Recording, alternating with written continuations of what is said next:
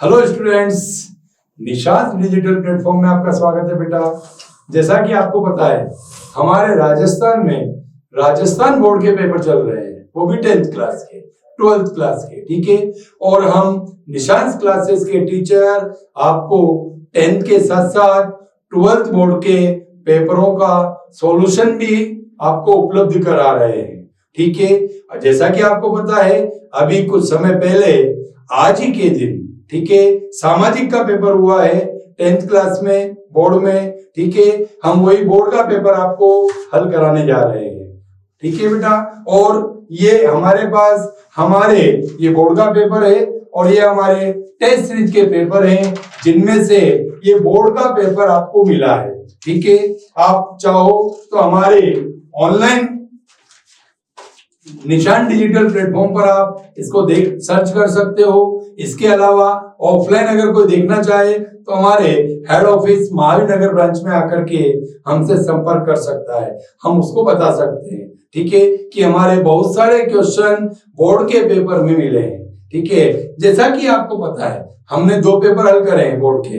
अंग्रेजी का आपका हल हो चुका है पेपर, हिंदी का पेपर आपका हल हो चुका है। आज हम एसएसटी का पेपर हल कर रहे हैं और मैं आशा करता हूं कि आने वाले जितने भी पेपर है हमारे बच्चे हुए 10th क्लास के, तीनों पेपर आपको वो भी बोर्ड क्लास के जो पेपर है वो हमारे टेस्ट सीरीज के क्वेश्चन आंसर उसमें से आपको मिलेंगे, ठीक है। मैं आपको पेपर हल कराते हुए आगे हम बात करते हैं पेपर की। तो हमारा देखो बेटा, पहला हमारा पेपर है सामाजिक का पेपर है, ठीक है, जो कि आज हुआ है 17 तारीख को, ठीक है।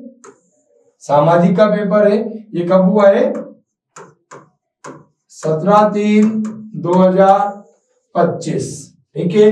17/3/2025 का हमारा बोर्ड का पेपर है। मैं इसी क्रम को आगे बढ़ा रहा हूं। ये निर्देश हैं विद्यार्थियों के लिए कि उन्हें क्या करना है क्या नहीं करना है। जैसे कि यहाँ लिखा हुआ है, आप सब पढ़ते हो, परीक्षार्थी सर्वप्रथम प्रश्न पत्र पर अपना रोल नंबर अंकित करते हैं। सभी प्रश्न करने अनिवार्य होते हैं, ठीक है। प्रत्येक प्रश्न का उत्तर दी गई उत्तर पुस्तिका में लिखे। जो आपको आंसर शीट दी जाती है उसमें हमारे को आंसर लिखना होता है, ठीक है।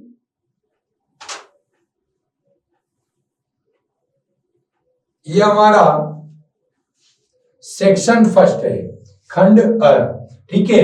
खंड अ में हमारे जो क्वेश्चन है बेटा वो है बहुविकल्पात्मक क्वेश्चन। इसमें हमारे पास एक क्वेश्चन दिया होता है, इसमें 4 ऑप्शन होते हैं और उनमें से एक ऑप्शन हमारा सही होता है, ठीक है ना। तो जैसा कि निम्न प्रश्नों के उत्तर का सही विकल्प चयन कर उत्तर पुस्तिका में लिखिए, ठीक है। तो हमारा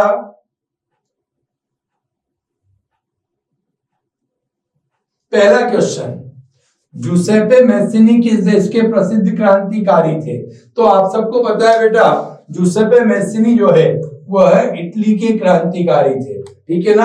क्योंकि जूसेप्पे मैस्सिनी जो है इनका जन्म जेनेवा में हुआ था। कहां पे हुआ था? जेनेवा में हुआ था, ठीक है। और उस समय जेनेवा को इटली में जोड़ दिया गया था, ठीक है ना। तो जूसेप्पे मैस्सिनी का जन्म कहां पर हुआ है? जेनेवा में। और इसके हमें बात करें तो जूसेप्पे मैस्सिनी किस देश के प्रसिद्ध क्रांतिकारी हैं? तो इसकी आंसर हमारा क्या हो जाएगा? इटली के।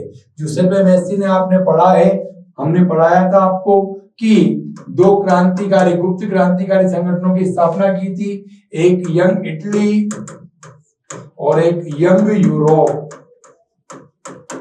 ये 2 क्रांतिकारी गुप्त संगठन की स्थापना किसने की थी बेटा? जूसेप्पे मैस्सिनी के द्वारा की गई थी, ठीक है। दूसरा क्वेश्चन, ठीक है। दूसरा क्वेश्चन देखो बेटा,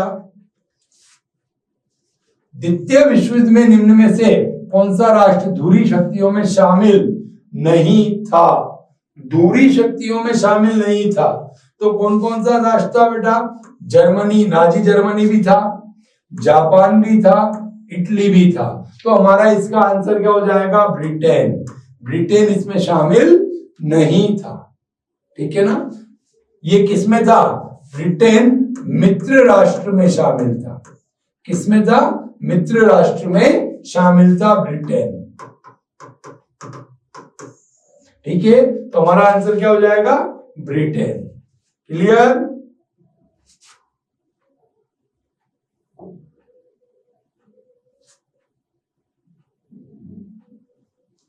देखो तीसरा क्वेश्चन है हमारा, बंबई में पहली कपड़ा मिल किस वर्ष लगी थी? ठीक है, तो बंबई में पहली कपड़ा मिल जो लगी थी वो 1854 में लगी थी। ठीक है ना, अर्थात हम इसको सूती वस्त्र मिल के नाम से भी जानते हैं। ठीक है, अगर क्वेश्चन होता पहली सूती वस्त्र मिल कब लगी तो भी आंसर हमारा होता 1854 में। ठीक है ना, और पहली कपड़ा मिल भी कब लगी? 1854 में। कब लगी थी बेटा? 1854 में। ठीक है, किसके द्वारा लगाई गई थी? कावसजी डाबर फारसी के द्वारा लगाई गई थी। ठीक है,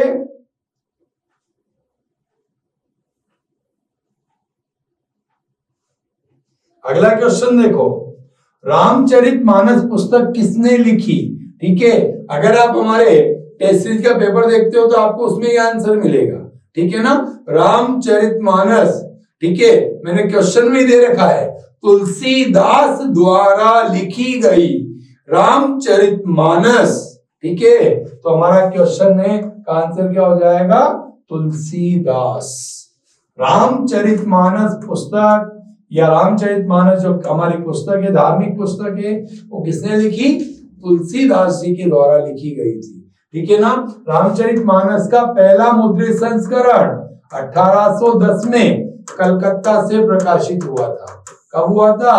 रामचरितमानस का पहला संस्करण 1810 में कलकत्ता से प्रकाशित किया गया था, और रामचरितमानस पुस्तक जो है वो तुलसीदास जी द्वारा लिखी गई थी। ठीक है,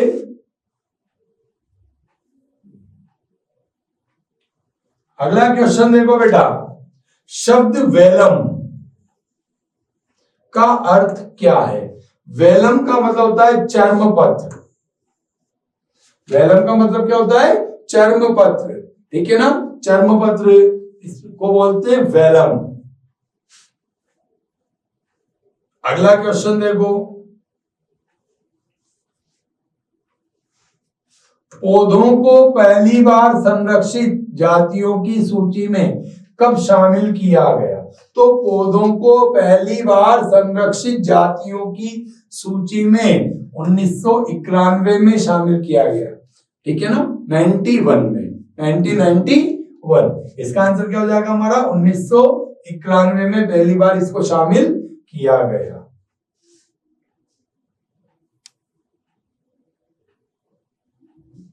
ठीक है, हमारा अगला क्वेश्चन है बेटा, कृतंदन कृषि को आंध्र प्रदेश में किस नाम से जाना जाता है? ये क्वेश्चन में हमारे बोर्ड की टेस्ट सीरीज पेपर में से ये हमारे निशांत क्लासेस के जो टेस्ट सीरीज के पेपर हुए हैं उनमें से काफी क्वेश्चन मिल रहे हैं।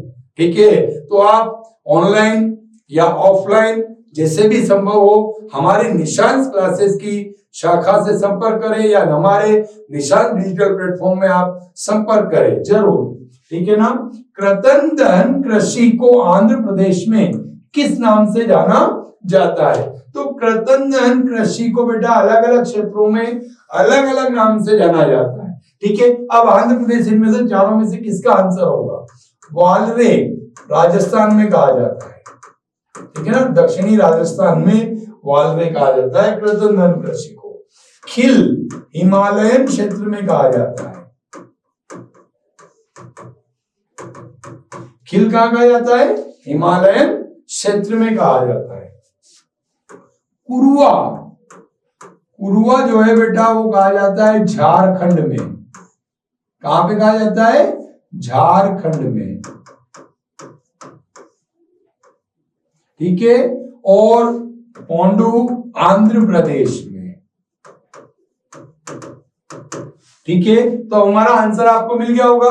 कृतंदन कृषि को आंध्र प्रदेश में किस नाम से जानते हैं? तो आंसर हो जाएगा हमारा पोंडू। ठीक है ना, पोंडू कहा जाता है कहां पर? आंध्र प्रदेश में।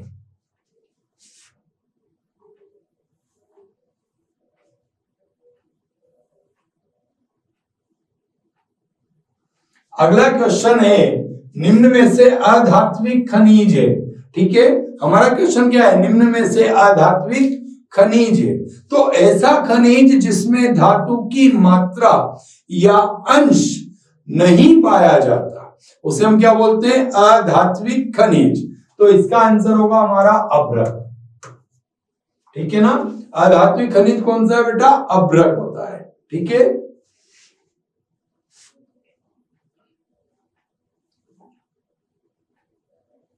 अगला क्वेश्चन,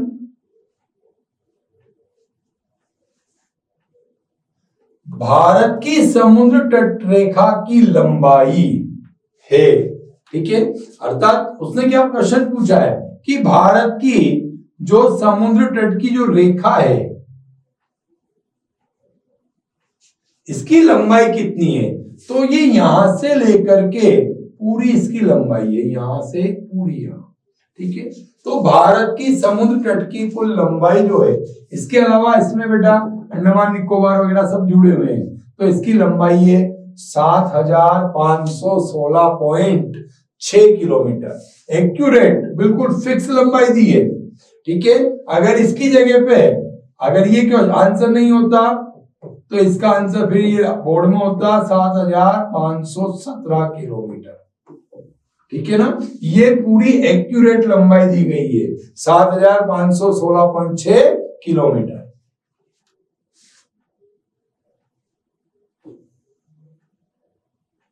अब अगला क्वेश्चन देखो बेटा, निम्न में से किस देश की सीमा बेल्जियम से लगती है।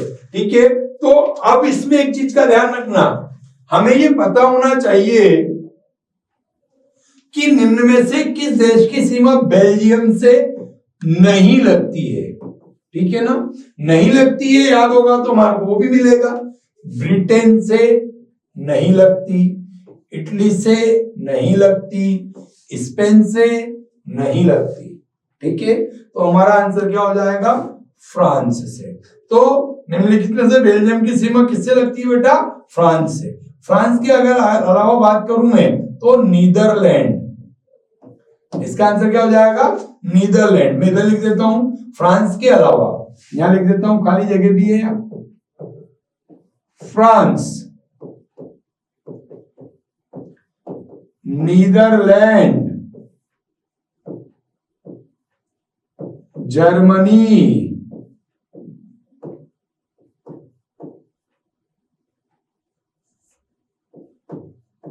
और लक्समबर्ग, इनसे। ठीक है ना, निम्न में से किस देश की सीमा बेल्जियम से लगती है, तो किस किस की सीमा बेल्जियम से लगती है बेटा, फ्रांस, नीदरलैंड, जर्मनी और लक्समबर्ग। ठीक है, तो इसमें से हमारे पास कौन से ऑप्शन है, ब्रिटेन ऑप्शन नहीं है, इटली ऑप्शन नहीं है, स्पेन ऑप्शन नहीं है, तो हमारा आंसर क्या हो जाएगा, फ्रांस। क्या हो जाएगा, फ्रांस।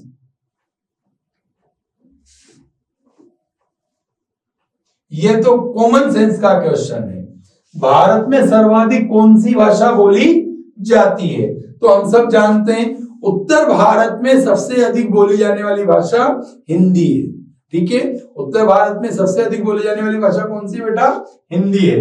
अगर मैं बात करूं उत्तर भारत की भाषा की तो हमारा आंसर क्या हो जाएगा, हिंदी।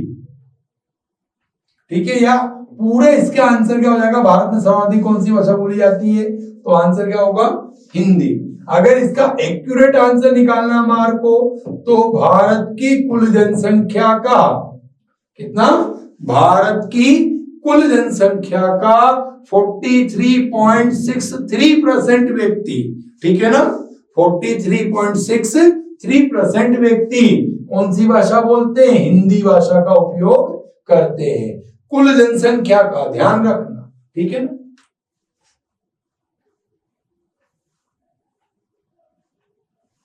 बहुत अच्छा क्वेश्चन है। भारतीय संविधान में पुलिस, ठीक है, जो हमारी रक्षा करती है, हमारे को बचाने का काम करती है, अपराधियों में इनके नाम का डर होता है, ठीक है ना। कौन है, पुलिस किस सूची के अंतर्गत है, तो बेटा पुलिस जो है यह राज्य सूची का विषय है, ठीक है ना। पुलिस कौन सी सूची का विषय, राज्य सूची का। क्यों है, क्योंकि प्रत्येक राज्य में पुलिस अलग अलग होती है या नहीं होती है? आपने सुना होगा Rajasthan police, Punjab police, Haryana police, Gujarat police, ठीक है, मध्य प्रदेश पुलिस। मैंने अपने पड़ोसी राज्यों के नाम बता दिए, ठीक है ना। तो क्यों होता है ऐसा? क्योंकि प्रत्येक राज्य की आंतरिक व्यवस्था को संभालने के लिए कौन होता है? पुलिस, ठीक है ना। तो पुलिस जो है वह कौन सी विषय में आएगा? राज्य सूची का विषय है, ठीक है ना।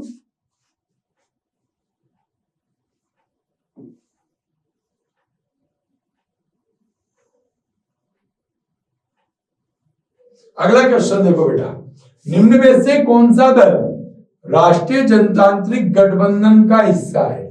ठीक है ना। अगर आपको ऐसे समझ में नहीं आ रहा हो तो देखो इंग्लिश में देखो, इसको आसानी से आंसर मिल जाएगा आपको। नेशनल डेमोक्रेटिक अलायंस, ठीक है ना, शॉर्ट में इसको बोलते हैं हम एनडीए। क्या बोलते हैं इसको शॉर्ट में हम? एनडीए। और एनडीए भारतीय जनता पार्टी है, ठीक है ना। एनडीए में कौन शामिल है? भारतीय जनता पार्टी। ये तीनों यूपीए में है, ठीक है ना। किसमें? ये तीनों यूपीए में। तो ये तीनों तो नहीं है, ये तीनों नहीं होने के पर हमारा आंसर क्या हो जाएगा? भारतीय जनता पार्टी। आंसर यहां से नहीं मिल पा रहा था, ठीक है बच्चों को, तो कुछ बच्चों ने यहां से भी देखा होगा, ठीक है ना। ये वाला नेशनल डेमोक्रेटिक अलायंस, तो इसको शॉर्ट में क्या बोलते हैं हम? एनडीए, ठीक है। एनडीए गठबंधन है जो केंद्र में अभी वर्तमान में सरकार में नरेंद्र मोदी के साथ। ये देखो, ये हमारे टेस्ट सीरीज में से क्वेश्चन है। निम्न में से कौन राजनीतिक दलों को मान्यता देता है? ठीक है ना। निम्न में से कौन राजनीतिक दलों को मान्यता देता है? तो सीधा सा आयोग है, जो चुनाव आयोग होगा वही क्या करेगा? राजनीतिक दलों को मान्यता देता है। चुनाव आयोग भारत में राजनीतिक दलों को मान्यता प्रदान करता है।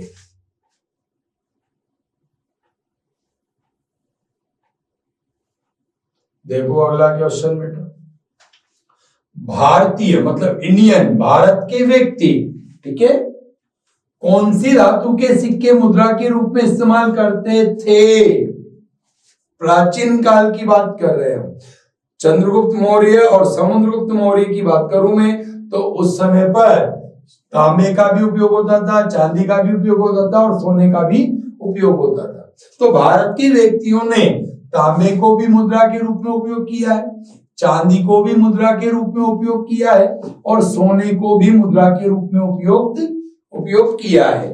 तो इसका आंसर क्या हो जाएगा? ये सभी, ठीक है ना। इन सभी का उपयोग भारत के व्यक्तियों ने मुद्रा के रूप में किया है।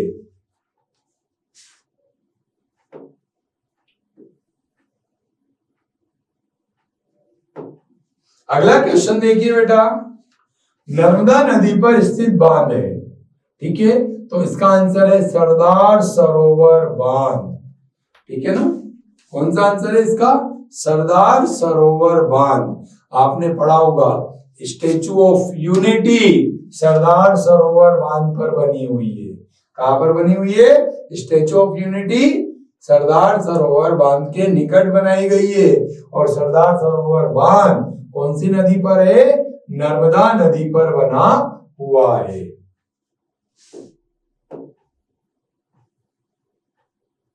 अब बहुत अच्छा क्वेश्चन है, अभी आप सब यूज कर रहे हो। दूरसंचार का सबसे आधुनिक माध्यम है, ठीक है। क्वेश्चन क्या है? दूरसंचार का सबसे आधुनिक माध्यम क्या है? तो दूरसंचार का सबसे आधुनिक माध्यम ईमेल है वर्तमान में, ठीक है ना। क्या है बेटा? ईमेल। दूरसंचार का सबसे आधुनिक माध्यम क्या है? ईमेल। क्योंकि ईमेल के माध्यम से हम सूचनाओं को बहुत शीघ्र एक स्थान से दूसरे स्थान पर पहुंचा सकते हैं, ठीक है ना।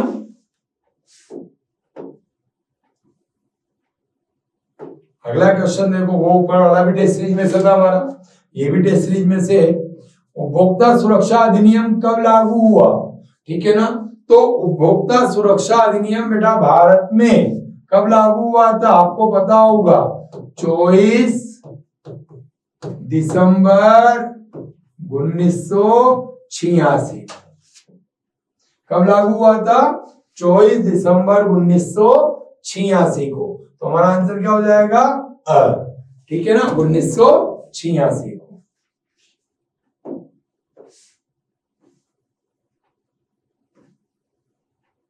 देखो अगला क्वेश्चन है रिक्त स्थान। दूसरा क्वेश्चन आ गया हमारा, रिक्त स्थान की पूर्ति कीजिए। तो रिक्त स्थानों की पूर्ति करनी है हमारे को यहाँ पर। ठीक है बेटा, 1848 में एक फ्रांसीसी कलाकार फ्रेडरिक सारियू, ठीक है ना, फ्रेडरिक सारियू ने 4 चित्रों की एक श्रृंखला बनाई थी। ठीक है ना, जिसमें उन्होंने अपने एक कल्पना दर्श की स्थापना की थी। याद होगा आपको, हमारे इतिहास की बुक की पहला चैप्टर और पहले चैप्टर की पहली लाइन। ठीक है ना, तो फ्रेडरिक सारियू के द्वारा 4 चित्रों की एक श्रृंखला बनाई गई। अब यहां पर है बेटा हीराकुंड बांध पर स्थित है। पर आ गया तो यहां पर आंसर आ जाएगा महानदी पर। ठीक है ना, तो हीराकुंड बांध महानदी पर स्थित है। कहां पर स्थित है? महानदी पर।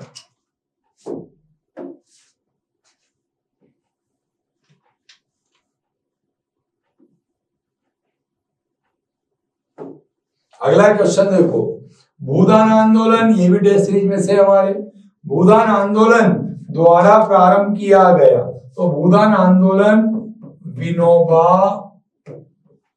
भावे, आंसर क्या हो जाएगा इसका? विनोबा भावे के द्वारा प्रारंभ किया गया। श्रीलंका में सिंहली भाषी अधिकांश लोग कौन से धर्म के हैं? आपने पढ़ा था बौद्ध धर्म के। कौन से धर्म के? बौद्ध धर्म के। ठीक है ना। अगला, क्षेत्र को कृषि एवं, यह हमारा आंसर ये मिल गया हमारे को, कृषि। तो इसका आंसर हो जाएगा प्राथमिक। ये भी टेस्ट सीरीज में से। ठीक है ना, ये इसका आंसर क्या हो गया? प्राथमिक क्षेत्र को कृषि क्षेत्र क्या संबंधित क्षेत्र भी कहा जाता है। ठीक है, अब देखो यहां पर का एक बड़ा हिस्सा बहुराष्ट्रीय कंपनी द्वारा क्या होता है? नियंत्रित होता है। तो हमने पढ़ा था विदेशी व्यापार। इसका आंसर क्या हो गया बेटा? विदेशी व्यापार का एक बड़ा हिस्सा बहुराष्ट्रीय कंपनियों के द्वारा क्या होता है? नियंत्रित होता है। ठीक है, अगला क्वेश्चन देखो, तीसरा क्वेश्चन आता है हमारा, अति लघुत्रात्मक प्रश्न। निम्न प्रश्नों के उत्तर एक शब्द या एक पंक्ति में दीजिए। ठीक है, शॉर्ट आंसर है, एक एक नंबर के आंसर है। और ये हमारे आप देखोगे तो टेस्ट सीरीज के पेपर में से ये सारे आंसर आपको मिल जाएंगे। ठीक है ना, तो आप देखो बेटा, पहला ब्रेटन वुड्स सम्मेलन किस देश में आयोजित हुआ? यहां पे देश पूछा है, स्थान नहीं पूछा है, ध्यान रखना।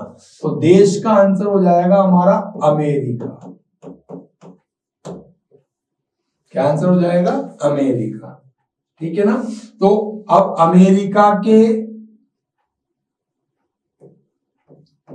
न्यू हैम्पशायर,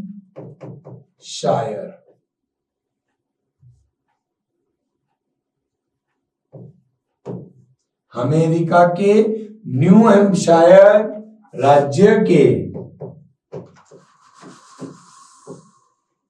ब्रेटन वुड्स नामक स्थान पर इस सम्मेलन का आयोजन किया गया था। हमारा अगला क्वेश्चन है बेटा, वर्नाक्यूलर प्रेस एक्ट से आप क्या समझते हैं? वर्नाक्यूलर प्रेस एक्ट, सबसे पहले तो मुझे पता होना चाहिए कि ये कब लागू हुआ था। 1878 में, ठीक है ना। वर्नाक्यूलर प्रेस एक्ट कब लागू हुआ था? 1878 में हुआ था। वर्नाक्यूलर प्रेस एक्ट को अन्य किस नाम से जाना जाता है? तो इसको हम बोले बेटा देशी प्रेस एक्ट, ठीक है ना। वर्नाक्यूलर प्रेस एक्ट को आयरिश प्रेस एक्ट की तर्ज पर लागू किया गया था, ठीक है। ये तो हमने वर्नाक्यूलर प्रेस एक्ट के बारे में बताया आपको, ठीक है। अब वर्नाक्यूलर प्रेस एक्ट से आप क्या समझते हैं? तो वर्नाक्यूलर प्रेस एक्ट जो है बेटा, यह देशी भाषाओं में जो भारत में अखबार छपते थे उन पर रोक लगाने के लिए इस कानून को लागू किया गया था, ठीक है, ताकि अंग्रेजों को देशी अखबारों के माध्यम से जो खबर थी उसका पता लगता रहे। और उसके अलावा इस एक्ट के अंतर्गत अंग्रेजों को यह अधिकार मिल गया था कि वह देशी अखबार में छपने वाली खबर को सेंसर कर सकते थे, चेतावनी देते थे छापने वाले को, संपादकों को, ठीक है। फिर भी नहीं मानते थे तो उनके अखबार जब्त कर लिए जाते थे, और फिर भी नहीं मानते थे तो उनकी प्रिंटिंग मशीनों को भी छीन लिया जाता था, ठीक है ना। इस एक्ट को लागू करने का मुख्य उद्देश्य यह था कि राष्ट्रवादी जो भावना देशी अखबार के माध्यम से फैल रही थी उन पर लगाम लगाना था। उन पर क्या करना था? लगाम लगाना था।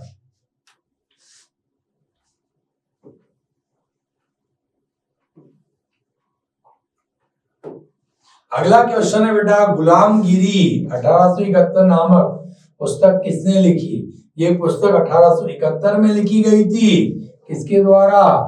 ज्योतिबा फूले के द्वारा, ठीक है ना। किसके द्वारा लिखी गई? ज्योतिबा फूले के द्वारा एक पुस्तक लिखी गई, ज्योतिबा फूले जी के द्वारा, ठीक है। और यह इस पुस्तक में जाति प्रथा के बारे में जोर शोर से लिखा गया था, ठीक है ना। गुलामगिरी पुस्तक में जाति प्रथा के बारे में लिखा गया। किसने लिखी? ज्योतिबा फूले के द्वारा लिखी गई। कब लिखी गई? तो 1871 में लिखी गई, ठीक है ना। सारे क्वेश्चनों के आंसर है।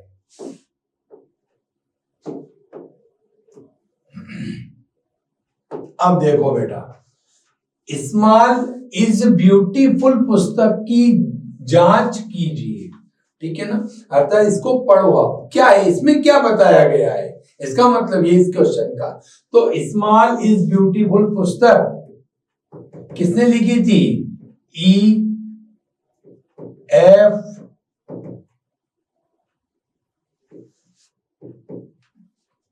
स्मॉल इज ब्यूटीफुल पुस्तक E.F. Schumacher. Small is beautiful पुस्तक E.F. शुमाकर के द्वारा लिखी गई थी। इस पुस्तक में पूंजीवाद के कारण, इस पुस्तक में क्या बताया गया बेटा? पूंजीवाद के कारण जो हमारी संस्कृति है उसका दमन किया गया है, ठीक है ना।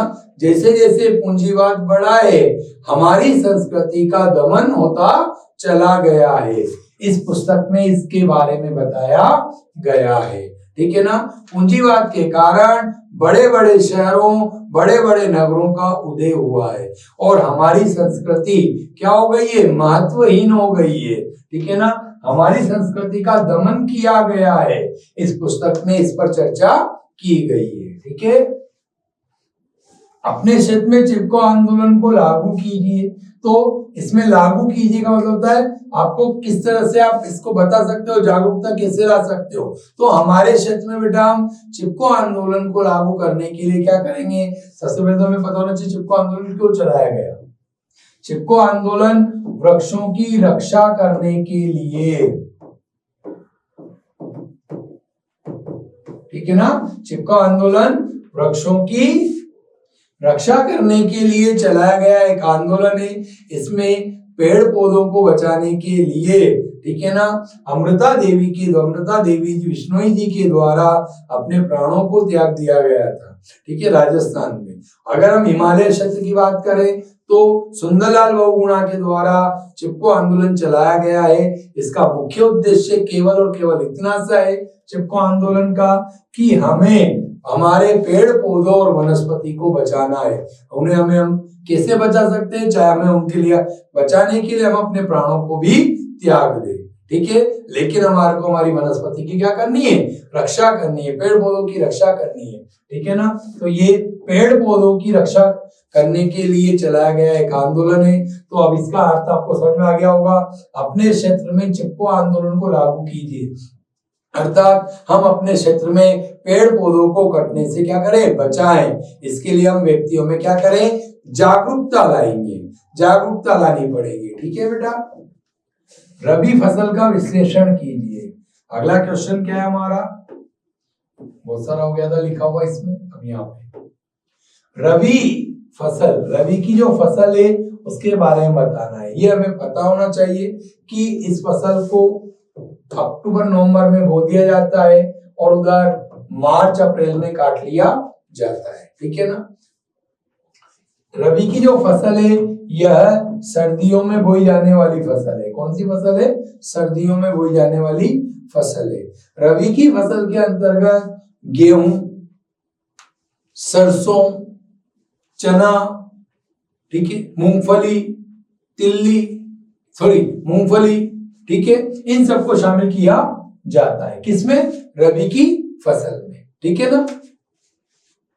अगला है हमारा, लोकतंत्र को आप सबसे बेहतर क्यों मानते हैं, कोई एक कारण बताना है। अब लोकतंत्र को आप अच्छा क्यों मानते हैं, एक कारण, बहुत सारे कारण है बेटा। लोकतंत्र में व्यक्ति को अभिव्यक्ति की आजादी होती है या नहीं होती, बोलने की आजादी होती नहीं होती, व्यक्ति के पास स्वतंत्रता का अधिकार होता है, समानता का अधिकार होता है या नहीं होता है, व्यक्ति की गरिमा का रक्षक होता है या नहीं होता है। तो हमारे को कोई सा भी एक कारण लिखना था, इसलिए हम लोकतंत्र को क्या मानते हैं, अच्छा मानते हैं, ठीक है। अगला क्वेश्चन,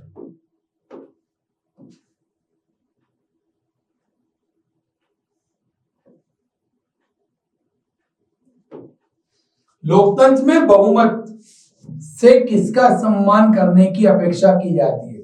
जो व्यक्ति लोकतंत्र में बहुमत में होते हैं वो तो सरकार चलाते हैं, ठीक है। तो बहुमत में होने के कारण उनसे अल्पमत के व्यक्तियों का, जो अल्पमत में होते हैं उन व्यक्तियों का सम्मान करने की अपेक्षा या आशा की जाती है कि वह अल्पमत के व्यक्तियों को अपने साथ लेकर के चलेंगे, ठीक है ना। तो बहुमत, लोकतंत्र में बहुमत में अल्पमत को साथ लेकर चलने की अपेक्षा की जाती है, ठीक है। आपके मतानुसार लोकतंत्र के लिए कोई दो आवश्यक स्थितियां बताइए, ठीक है। तो लोकतंत्र के लिए सबसे महत्वपूर्ण बात है बेटा, दो या दो से अधिक दलों का होना, ठीक है। लोकतंत्र के लिए सबसे महत्वपूर्ण बात क्या है, दो या दो से अधिक दलों का होना, पहली बात। दूसरी बात, जनमत निर्माण का होना, ठीक है। तीसरी बात, निष्पक्ष चुनाव प्रणाली का होना, ठीक है। ये सब आपने दो पूछा था, मैंने आपको कितने बता दिए, 3 बता दिए, ठीक है ना। तो आपके मतानुसार लोकतंत्र के लिए कोई दो आवश्यक स्थितियां क्या है, तो जनमत निर्माण का भी निर्माण होना चाहिए, दो या दो से अधिक दल होना चाहिए, तभी लोकतंत्र सफल होगा, ठीक है। तीसरा, इसमें हमने बताया बेटा कि इसमें सभी व्यक्तियों को समानता का अवसर होना चाहिए, सभी व्यक्तियों को राजनीतिक रूप से स्वतंत्रता प्राप्त होनी चाहिए कि नहीं होना चाहिए, ठीक है। अगर हम बात करें और भी, इसमें सभी को या हम बात मताधिकार दिया जाना चाहिए। और अगर और पॉइंटों की बात करें तो इसमें हम क्या करेंगे, स्वतंत्र और निष्पक्ष चुनाव प्रणाली होना चाहिए। तो बहुत सारे आंसर हैं, कोई से भी एक दो लिख देते हैं, ठीक है ना। भारत में करेंसी नोट जारी करने वाली संस्था का नाम बताइए। तो भारत में करेंसी नोट जारी करने वाली जो संस्था है वो है भारतीय रिजर्व बैंक। भारत में करेंसी नोट कौन जारी करता है बेटा? सब जानते हैं। हमारी जेब में जो पैसा रखा है, आपके पास जो पैसा है, उसके ऊपर लिखा होता है भारतीय रिजर्व बैंक, ठीक है ना। तो उसको किसने जारी किया? भारतीय रिजर्व बैंक के द्वारा इसको जारी किया गया है।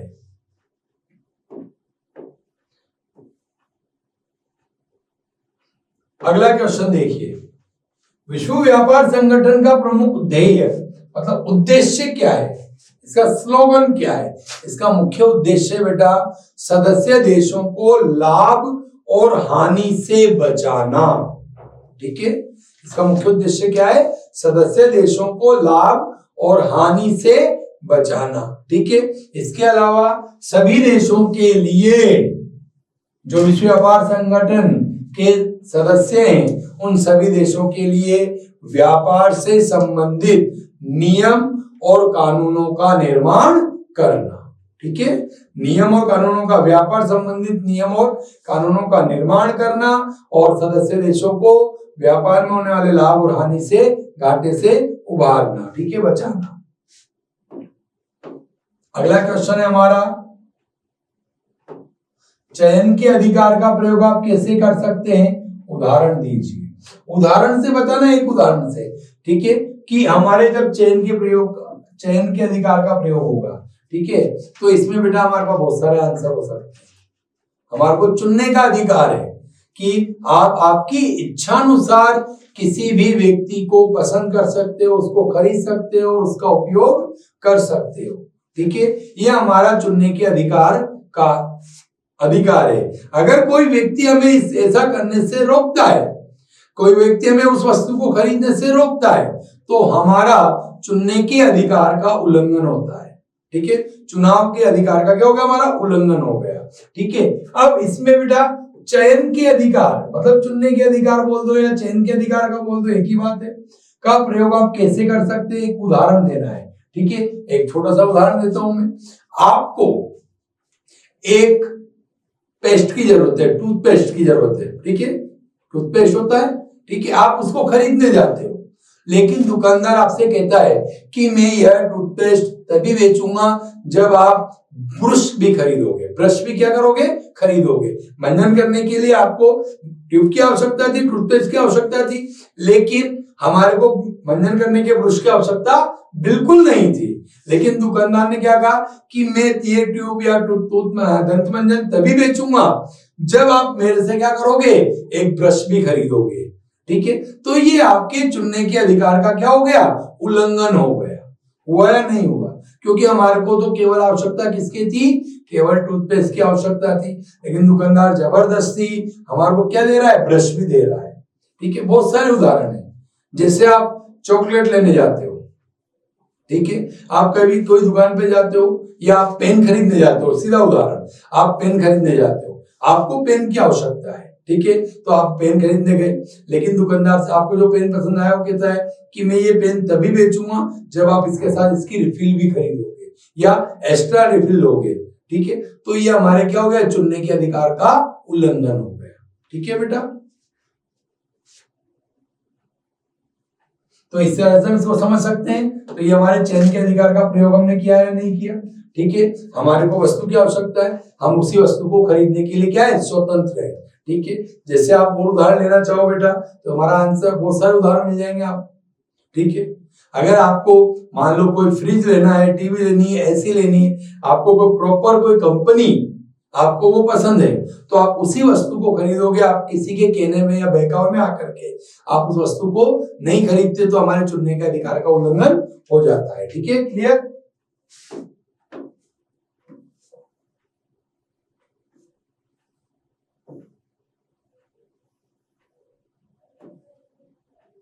और अब हमारा दूसरा खंड, खंड ब या सेक्शन सी बी चालू हो गया है। ठीक है ना। तो हमारा दूसरा खंड चालू हो गया है। इसमें देखो आप लघुत्रात्मक प्रश्न, उत्तर शब्द सीमा लगभग 50 शब्द है। उत्तर शब्द सीमा कितनी है? 50 शब्द, ठीक है। पहला क्वेश्चन देखिएगा, ये आपको हमारे जो नोट्स हैं, प्रिंटेड नोट्स, उसमें भी मिलेगा आपको ये, और टेस्ट सीरीज में भी मिलेगा।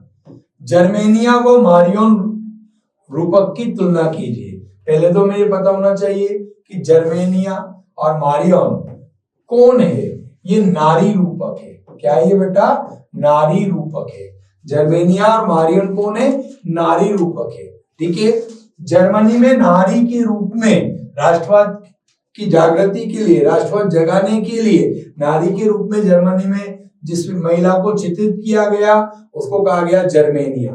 फ्रांस में राष्ट्रवाद को जगाने के लिए जिस नारी चित्र का उपयोग किया गया उसको कहा गया मारियन, ठीक है। और दोनों ही देश के राष्ट्रवाद में सहायक है और नारी रूपक का कार्य करती है। इन्होंने व्यक्तियों में राष्ट्रवाद की भावना को जागृत किया था, दोनों ने, ठीक है ना। तो एक ने क्या किया?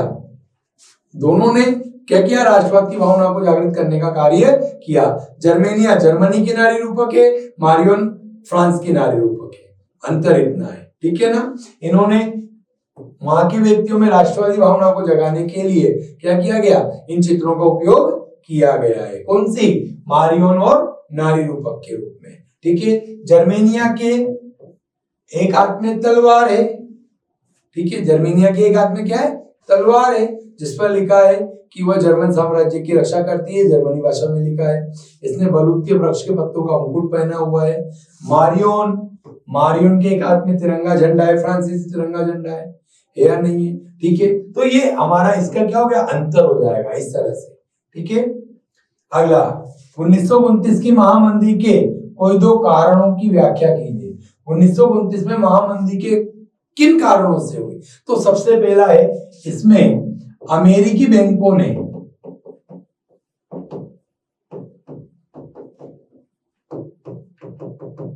ऋण देना बंद कर दिया था। अमेरिकी बैंकों ने क्या किया बेटा? ऋण देना क्या कर दिया? बंद कर दिया। पहला कारण, ठीक है। दूसरा कारण क्या होगा? दूसरा कारण है कृषि का अधिक उत्पादन। किसका बेटा? कृषि का अत्यधिक उत्पादन, ठीक है। कृषि क्षेत्र में अधिक उत्पादन होने लगा था। इन दोनों कारण से अब अमेरिकी बैंक ने ऋण देना बंद कर दिया। तो क्या हुआ? क्योंकि जो देश अमेरिकी बैंकों पर निर्भर थे, जो अमेरिकी बैंक से ऋणों पर निर्भर थे, उन देशों की अर्थव्यवस्था क्या हो गई? खराब हो गई, ठीक है। वहां बेरोजगारी बढ़ गई, ठीक है। वहां की अर्थव्यवस्था खराब हो गई। तो पहला कारण क्या बन गया? अमेरिकी बैंकों को का ऋण नहीं देना, ठीक है। दूसरा कारण क्या बन गया? कृषि का अत्यधिक उत्पादन होने लगा। व्यक्तियों ने क्या किया? अपनी आय को बढ़ाने के लिए उन्होंने कृषि उत्पादन को बढ़ाना चाहा। और जब कृषि उत्पादन बढ़ाना चाहा तो ऐसी स्थिति में क्या हुआ बेटा? कृषि उत्पादन तो बढ़ गया लेकिन उनको खरीदने वालों का अभाव हो गया, ठीक है। तो अब कृषि उत्पाद जो था वो सड़कों पर सड़ने लगा था। तो इसमें दोनों आंसर क्लियर हो गया हमारा, 2 पॉइंट, ठीक है। अगला देखो, अगला क्वेश्चन, जलोढ़ मिट्टी की रासायनिक विशेषताओं और घटकों की पहचान कीजिए। अगर मैं जलोढ़ मिट्टी की बात करूं बेटा, तो जलोढ़ मृदा में फास्फोरस होता है, पोटाश होता है, चूना तत्व होता है, ठीक है ना। क्या होता है? फास्फोरस होता है, पोटाश होता है, चूना तत्व होता है। ये तो हम रासायनिक रूप में पढ़ रहे हैं। अगर इसके घटकों की बात करें तो इसमें सिल्ट होता है, रेत होती है और मृत्तिका होती है, ठीक है ना। क्या क्या होती है? सिल्ट, रेत और मृत्तिका, ठीक है ना। ये जलोढ़ मिट्टी की रासायनिक विशेषताओं की बात करूं तो इसमें फास्फोरस, पोटाश, चूना तत्व पाया जाता है, ठीक है। अगर ये किन किन से मिलकर के बनी है, घटक कौन होता है, इनका निर्माण किस तरह से हुआ है, तो इसमें क्या क्या होता है बेटा? सिल्ट पाया जाता है, रेत होती है और मृत्तिका के द्वारा इसका निर्माण होता है। तो दोनों का आंसर हमारा अलग अलग हो जाएगा। अब अगला क्वेश्चन है, इसमें बेटा हमारे को एक चित्र दिया गया है, ठीक है ना, और उसमें क्वेश्चन पूछा गया है, ठीक है, आपको भी नजर आ रहा होगा ये चित्र। अब देखते हैं क्या है क्वेश्चन।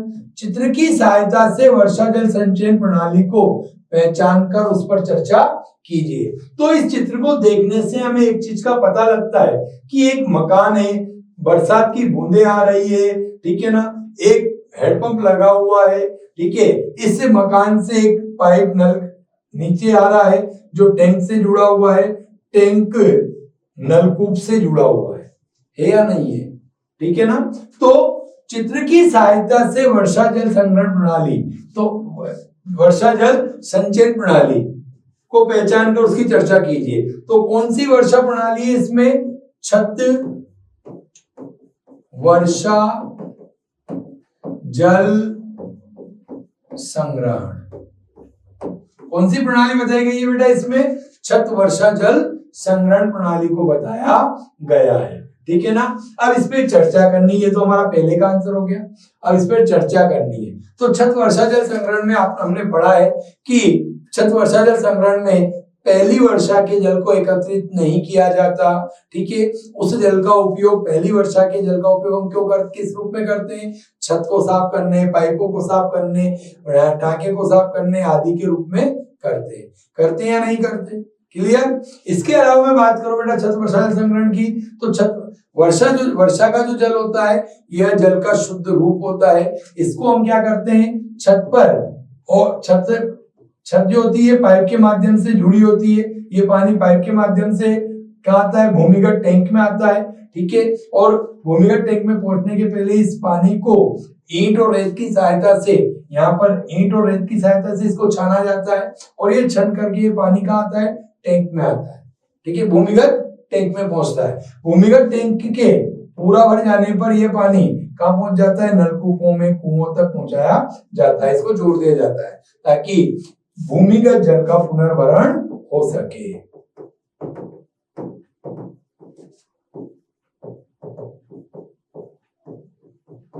ठीक है ना, ताकि भूमिगत जल का क्या किया जा सके?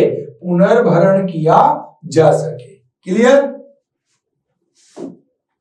अगला क्वेश्चन देखते हैं हम। अगला क्वेश्चन, श्रीलंका में सरकार की नीतियों के कारण सिंहली और तमिल समुदाय के संबंध खराब हुए, तो ऐसी कोई दो नीतियों को संक्षेप में लिखिए। तो बेटा श्रीलंका में सिंहलियों की नीतियों के कारण क्या हुआ था? क्योंकि श्रीलंका में क्या हुआ? बौद्ध धर्म को संरक्षण दिया गया, ठीक है। सिंहली भाषा को एकमात्र राजभाषा घोषित किया गया। सिंहली भाषा को क्या किया गया? एकमात्र राजभाषा घोषित किया गया, ठीक है ना। सरकारी नौकरियों और विश्वविद्यालयों में सिंहलियों को प्राथमिकता दी गई। तो इन सब कारणों से, ठीक है ना, मैंने भी आपको बताया कौन कौन से कारण बताए। बौद्ध धर्म को संरक्षण दिया गया, सिंहली भाषा को राजभाषा घोषित कर दिया गया, सरकारी नौकरियों में सिंहलियों को और विश्वविद्यालय में सिंहली भाषी व्यक्तियों को प्राथमिकता दी गई और तमिल व्यक्तियों की उपेक्षा की गई, ठीक है। तो इस कारण से इन दोनों अर्थात सिंहलियों और तमिल समुदायों के संबंध क्या होने लगे? खराब होने लगे थे, ठीक है ना। क्लियर हो गया? क्लियर हमारा ये आंसर।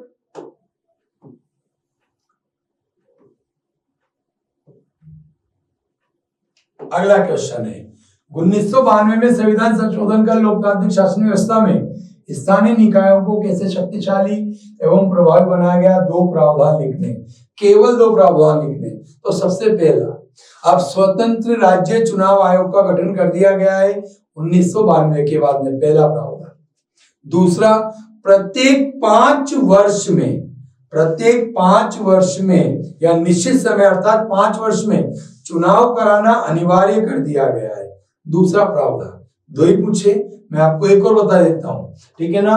1992 के संविधान संशोधन के द्वारा स्थानीय निकायों में महिलाओं को 33% आरक्षण दिया गया है।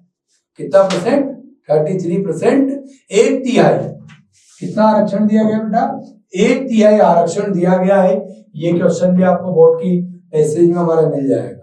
ठीक है, और ऊपर पढ़े उनमें भी अधिकांश जो पढ़ चुके हम वो भी हमारे बोर्ड की टेस्ट सीरीज में से, हमारे निशान की जो टेस्ट सीरीज चलती है उसमें से। ठीक है ना, ध्यान रखना। इसलिए मैं आपसे बार बार अनुरोध कर रहा हूं कि अभी भी आपके पास समय है, अभी भी आपके पास अवसर है कि हम क्या कर सकते हैं कि हम निशांस डिजिटल प्लेटफॉर्म से जुड़ करके और हमारे निशांस क्लासेस के जो टेस्ट सीरीज के पेपर हुए निशांस क्लासेस प्राइवेट लिमिटेड के, हम उन पेपर को हल करके अपनी परसेंटेज को हम बढ़ा सकते हैं। ठीक है, और यह मैं आपसे दावा करता हूं बेटा कि 12वीं और 10वीं के जो राजस्थान बोर्ड के पेपर हो रहे हैं, यह सभी पेपर हमारे टेस्ट सीरीज से हो रहे हैं, हम उन्हीं को हल करा रहे हैं जो बोर्ड में हो रहे हैं। मैं आपको बता भी रहा हूं बार बार। ठीक है, तो आप अपने फ्यूचर के उत्थान के लिए, अपना भविष्य बनाने के लिए, ठीक है, आप उन्नति की ओर अग्रसर होने के लिए हमारी निशांस की टेस्ट सीरीज को ज्वाइन करो, तो आपको पता लगेगा कि हमने कितना फायदा होगा और हमने आपके लिए कितना बहुत कुछ मैटर तैयार कर रखा है। ठीक है, अगला क्वेश्चन देखो बेटा, 10वां क्वेश्चन, असंगठित क्षेत्र की कोई दो रोजगार गतिविधियों का उल्लेख कीजिए। असंगठित क्षेत्र में रोजगार प्राप्त करने वाली दो गतिविधियां, जहां रोजगार के बारे में लिखना हमारे को केवल बात, तो कृषि क्षेत्र में जो मजदूर व्यक्ति होते हैं, ठेके पे काम करने वाले व्यक्ति होते हैं, वो असंगठित होते हैं या नहीं होते हैं।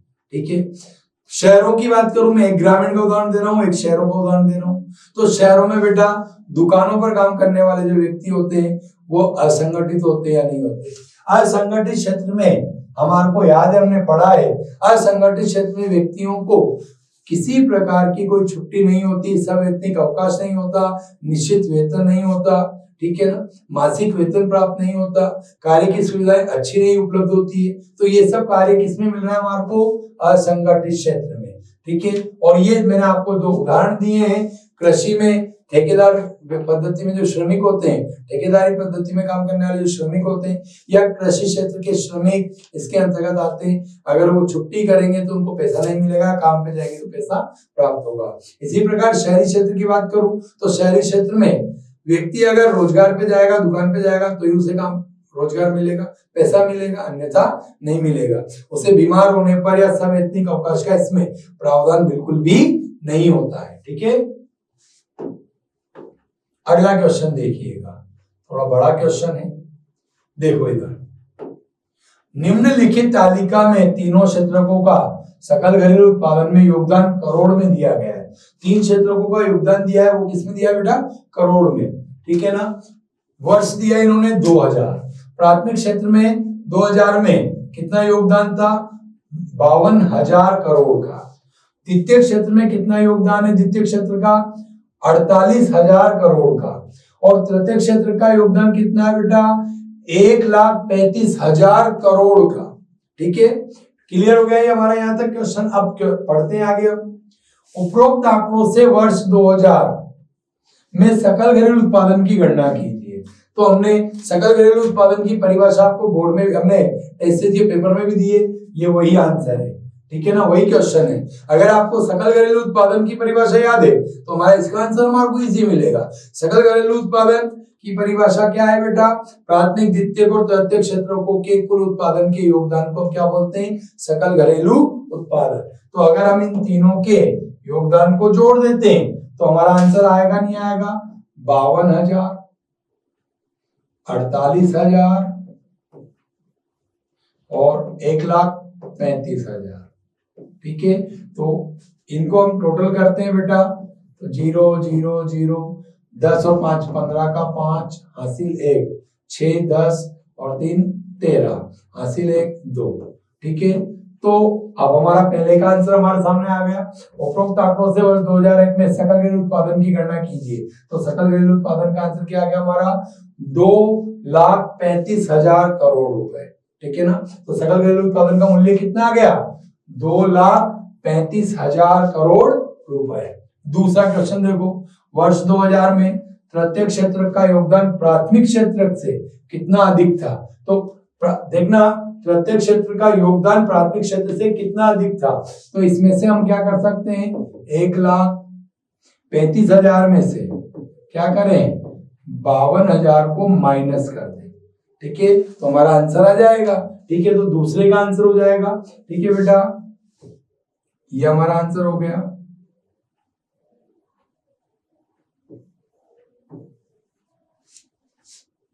तो इसका आंसर क्या हो जाएगा, कितना अधिक है, 83,000 करोड़ रुपए अधिक है। क्लियर, तो दोनों का आंसर हुआ नहीं हुआ, क्लियर है बेटा।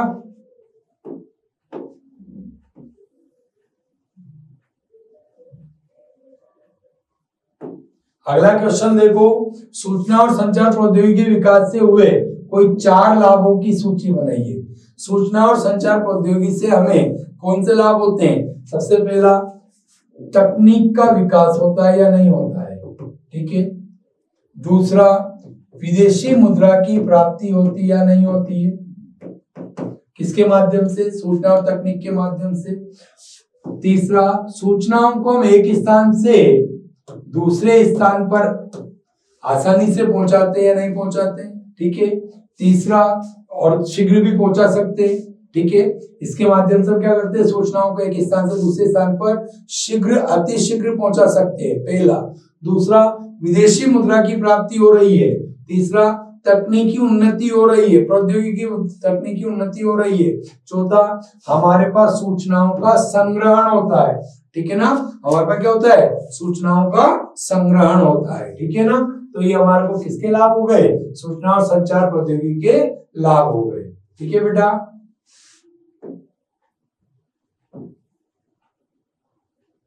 अगला क्वेश्चन है, आपके अनुसार सरकार हमें कौन कौन सी सार्वजनिक सुविधाएं उपलब्ध कराती है? कोई 2 सुविधाओं का वर्णन कीजिए। आपके अनुसार सरकार हमें कौन कौन सी सार्वजनिक सुविधाएं उपलब्ध कराती है? कोई 2 सुविधाओं का वर्णन करना है। तो बेटा, सरकार के द्वारा हमें बहुत सारी सुविधाएं उपलब्ध कराई जाती है। ठीक है ना, सार्वजनिक मतलब होता है जो सभी के लिए है। ठीक है ना, शिक्षा है या नहीं है, चिकित्सा, स्वास्थ्य सेवाएं, इसको हम बोलते हैं, क्या बोलते हैं इसको हम, स्वास्थ्य सेवाएं। ठीक है, दोनों उपलब्ध करा रही है या नहीं करा रही है, दोनों के बारे में लिख सकते हैं हम। शिक्षा में सरकार करोड़ों अरबों रुपए खर्च कर रही है। ठीक है, और जैसे कि इसमें हमारे को, ताकि व्यक्तियों के ज्ञान का स्तर को बढ़ाया जा सके। दूसरा, स्वास्थ्य सेवाओं के बारे में बात करो बेटा में, तो स्वास्थ्य सेवाओं में आपने देखा है, अस्पतालों में सरकार के द्वारा अत्यधिक पैसा निवेश हो रहा है या नहीं हो रहा है, खर्च किया जा रहा है। ठीक है, तो सरकार के द्वारा हमारे को शिक्षा और स्वास्थ्य सेवाओं में अत्यधिक क्या हो रहा है, सुविधा उपलब्ध करा रही है। ठीक है ना,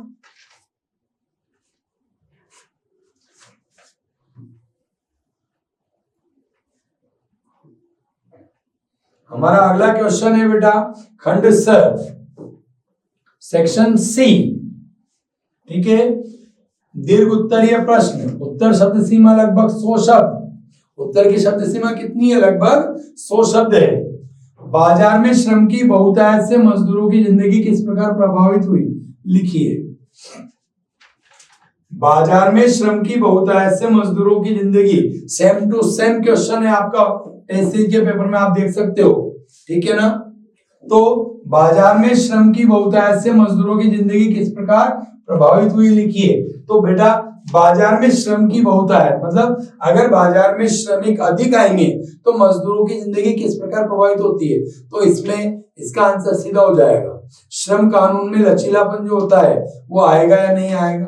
ठीक है, क्यों आएगा, क्योंकि इसमें मजदूर अधिक हो जाएंगे, तो ऐसे में जो उद्योगपति है वह मजदूरी को उत्पादकता से जोड़ेंगे या नहीं जोड़ेंगे, पहला कारण। तो इसमें मजदूरी को किससे जोड़ दिया जाएगा, उत्पादकता से जोड़ दिया जाएगा। ठीक है, पहला। दूसरा, श्रमिकों को बहुत कम वेतन दिया जाएगा क्योंकि बेरोजगारी अधिक है और कार्य करने वाले तो अधिक हैं, काम करने वाले व्यक्ति क्या है, अधिक हैं और कार्य कम है। तो फिर क्या होगा बेटा ऐसी स्थिति में कि मजदूरों को बहुत कम वेतन पर रखा जाएगा या नहीं रखा जाएगा। दूसरा, मैंने आपको बताया मजदूरी को उत्पादकता से जोड़ा जा सकता है। तीसरा, उनके पास कारखानों में या कार्य करने की जो दशाएं हैं वो निम्न होंगी या नहीं होंगी। ठीक है। बेरोजगारी अत्यधिक होने के कारण मालिक मनमानी करेंगे, जब चाहे तब उनको नौकरी पे लगा लेंगे, तब चाहे तब उनको नौकरी से निकाल देंगे, क्योंकि बहुत सारे उद्योग मौसमी उद्योग होते हैं, ठीक है। तो ये सब इसके आंसर होंगे बेटा। बाजार में श्रम की बहुतायत से मजदूरों की जिंदगी प्रभावित होगी या नहीं होगी, ठीक है, और गरीबी बढ़ेगी इससे, ठीक है।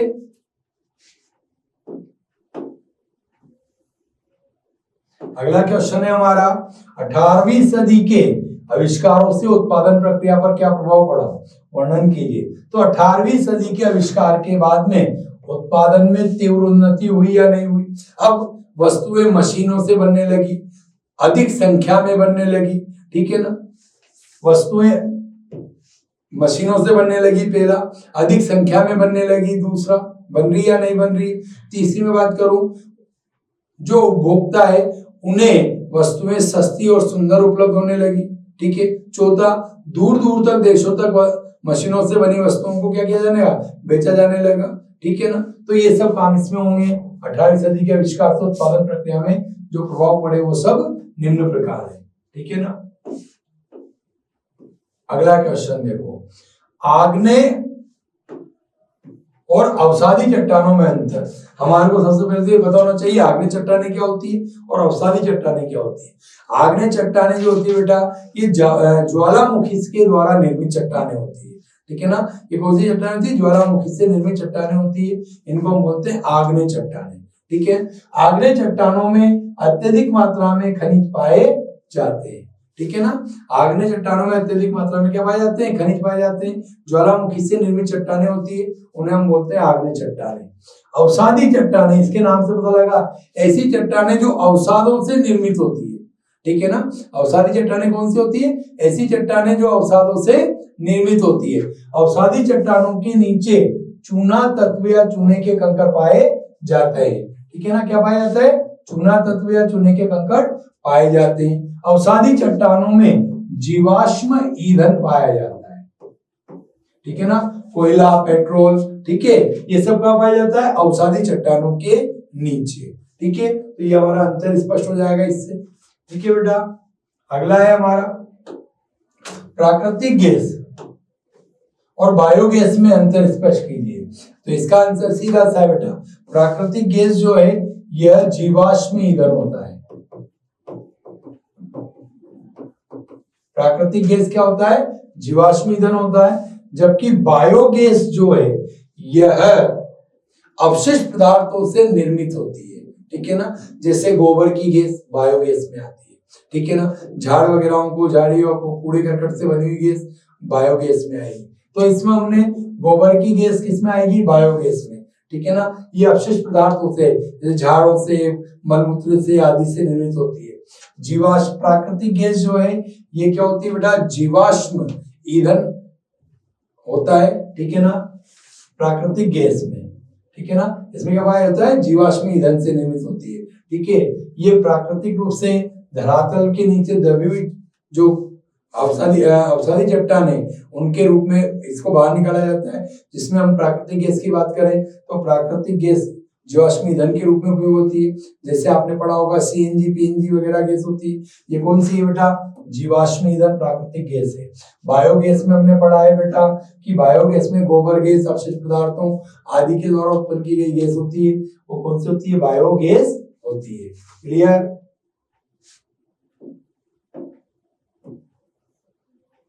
अगला क्वेश्चन देखिए, राजनीतिक दलों की लोकतंत्र में क्यों जरूरत होती है, इसके पक्ष में मत दीजिए। अगर बेटा राजनीतिक दल नहीं होंगे तो शासन दल मनमानी करेगा। राजनीतिक दल ही विपक्ष की भूमिका निभाता है। राजनीतिक दल ही सरकार की नीतियों को जनता के सामने लाता है। राजनीतिक दल ही सरकार की नीतियों का विरोध करता है, क्योंकि एक व्यक्ति के विरोध का सरकार पर कोई प्रभाव नहीं पड़ता है, ठीक है ना। इसलिए हमें राजनीतिक लोकतंत्र में राजनीतिक दलों की क्या होती है, जरूरत होती है, ठीक है। ये क्वेश्चन भी हमारे बोर्ड के टेस्ट सीरीज में से था, ये भी हमारे बोर्ड की टेस्ट सीरीज में से है, दोनों क्वेश्चन, ठीक है बेटा। बहुत सारे क्वेश्चन है इसमें, ये ध्यान रखना। ये हमने पढ़ लिया है। अगला अथवा का क्वेश्चन है हमारा, भारत में राजनीतिक दलों के लिए निम्न चुनौतियों पर अपना मत स्पष्ट कीजिए। भारत में राजनीतिक दलों के सामने बहुत सारी चुनौतियां हैं, उनमें से कुछ चुनौती, दो चुनौतियां आपके सामने लिखी हुई है। पार्टी के भीतर लोकतंत्र का न होना, ठीक है। पहला टॉपिक क्या बेटा, पार्टी, राजनीतिक दल, लोकतांत्रिक जो राजनीतिक दल है पार्टी, उनके भीतर आपसी लोकतंत्र का नहीं होना, क्योंकि पार्टी के अंदर कभी भी चुनाव नहीं होते। एक व्यक्ति को सर्वसहमति से क्या कर दिया जाता है, या एक व्यक्ति को नेता बना दिया जाता है, अध्यक्ष बना दिया जाता है, ठीक है, बड़े पद पर पहुंचा दिया जाता है, ठीक है। ऐसा करने से क्या होता है कि जो छोटे कार्यकर्ता है उन्हें आगे बढ़ने का अवसर प्राप्त नहीं होगा, ठीक है। इनमें कभी भी चुनाव नहीं होते, ठीक है। तो जो पार्टी के भीतर लोकतंत्र का क्या है, अभाव हुआ या नहीं हुआ, ठीक है। इसमें एक व्यक्ति के निर्णय सभी को मान्य होते या नहीं होते, ठीक है। तो अगला दूसरा बेटा, वंशवाद की चुनौती। ये चुनौती पूरे विश्व के राजनीतिक दलों में देखने को मिल रही है, वंशवाद की चुनौती, ठीक है। एक राजनीतिक दल में अगर इसमें वंशवाद का मतलब ये कि पिता अगर ऊंचे पद पर जाता है या बड़ा नेता बन जाता है तो उसका बेटे को भी वो ऊंचा पद दिया जाता है, ठीक है। जबकि उसमें वो योग्यता नहीं है, वो जन्मत नहीं कर पा रहा है, वो जन्म संग्रह नहीं कर पा रहा है, फिर भी उसको ऊंचे पद पर बिठा दिया जाता है, ठीक है ना। तो वंशवाद की चुनौती है या नहीं है, राजा का बेटा राजा बनेगा चाहे उसमें योग्यता हो या ना हो। तो यहाँ पर भी यही हो रहा है कि एक बार जो बड़ा नेता है वो अगर बड़ा ऊंचे पद पर पहुंच जाता है तो आपने देखा उसका बेटा भी क्या होता है, ऊंचे पद पर बिठा दिया जाता है, ठीक है, चाहे उसमें योग्यता हो या ना हो। ऐसा करने से क्या होता है, ऐसा करने से बेटा योग्य और अनुभवी जो राजनेता है वो राजनीति में अपना भाग लेने से क्या करते, कतराने लगते हैं। और वह वंशवाद में अनुभवी और योग्य जो नेता हैं वो क्या कर रहे हैं, वह उन्हें उनकी योग्यता का फायदा नहीं मिल पा रहा है। तो ऐसी में कौन सी वंशवाद की चुनौती में अनुभवहीन और बिना जनाधार वाला जो नेता होता है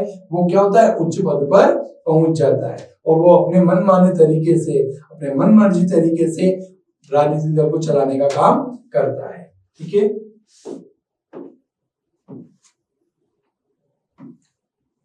अगला क्वेश्चन देखिएगा, अश्विन एक 10वीं कक्षा का विद्यार्थी है, वो अपनी दादी के साथ पहली बार बैंक की शाखा में जाता है, ठीक है ना।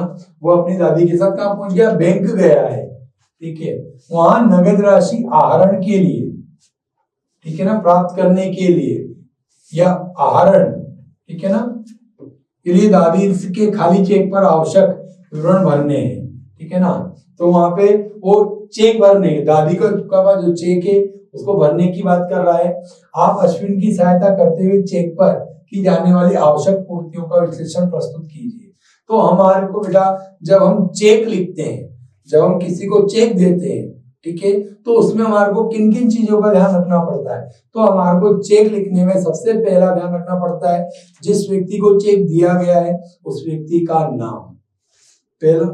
दूसरा, जिस व्यक्ति को हमने चेक दिया उसको जितना पैसा देना होता है, जितने उसको हमारे को भुगतान करना होता है, जितनी मुद्रा का भुगतान करना है उतनी मुद्रा को हम अंकों में भी लिखते हैं और शब्दों में भी लिखते हैं, ठीक है। तो मुद्रा का अंकन हम किसमें कर रहे हैं, अंकों में भी करना पड़ेगा और शब्दों में भी करना पड़ेगा, ठीक है। 3 पॉइंट हो गए। चौथे पॉइंट की बात करूं मैं तो चेक पर तारीख भी लिखना अनिवार्य होता है या नहीं होता है, ठीक है। 5वां बात करो बेटा, चेक पर सिग्नेचर भी जरूरी होते हैं।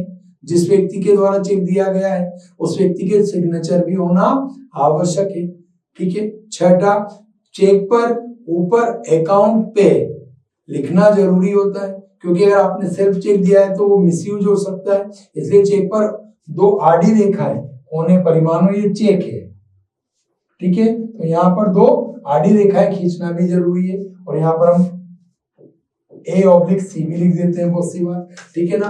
तो एक तो ये आड़ी रेखा खींचना जरूरी है, एक तारीख लिखना जरूरी है, ठीक है। जिस व्यक्ति को दिया गया है ABCD जो भी व्यक्ति का नाम है वो लिखना जरूरी है। कितने रुपए दिए गए मुद्रा लिखना जरूरी है, अंकों में मुद्रा लिखना जरूरी है, यहाँ पर सिग्नेचर होना जरूरी है, ठीक है ना। तो हमारे को इन सब बातों का ध्यान रखना पड़ता है। ठीक है ना, क्लियर।